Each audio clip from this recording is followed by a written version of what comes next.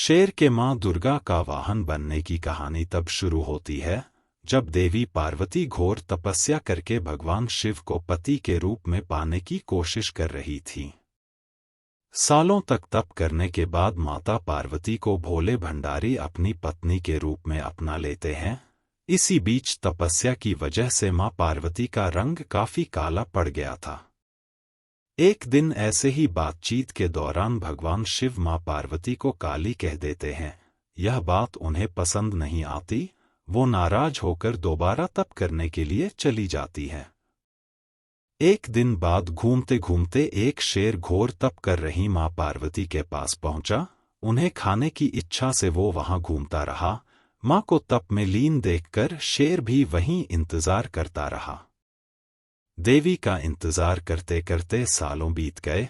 शेर मां पार्वती के तेज की वजह से उनके पास नहीं पहुंच पाता था। कोशिश करता और असफलता हाथ लगने पर दोबारा लौटकर कोने में बैठ जाता। होते होते कई साल बीत गए। मां के तप से खुश होकर भगवान शिव प्रकट हुए और मां से मनचाहा वर मांगने को कहा। देवी पार्वती अपना गोरा रंग वापस चाहती हैं। भगवान ने आशीर्वाद दिया और वहां से चले गए। वरदान मिलते ही मां पार्वती नहाने के लिए चली गईं। नहाते ही उनके शरीर से एक और देवी का जन्म हुआ, जिनका नाम कौशिकी पड़ा। उनके शरीर से काला रंग भी निकल गया था और मां का रंग पहले की तरह ही साफ हो गया। इसी वजह से माता पार्वती का नाम मां गौरी भी पड़ गया। नहाने के कुछ देर बाद मां की नजर शेर पर पड़ी।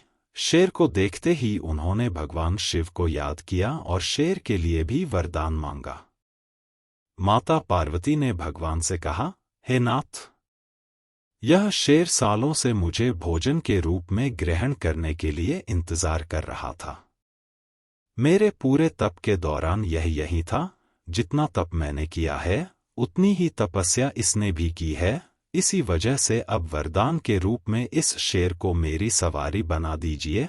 भगवान ने प्रसन्न होकर माता की बात मान ली और शेर को उनकी सवारी बना दिया। आशीर्वाद मिलने के बाद माता शेर पर सवार हो गईं और तभी से उनका नाम मां शेरावाली और दुर्गा पड़ गया।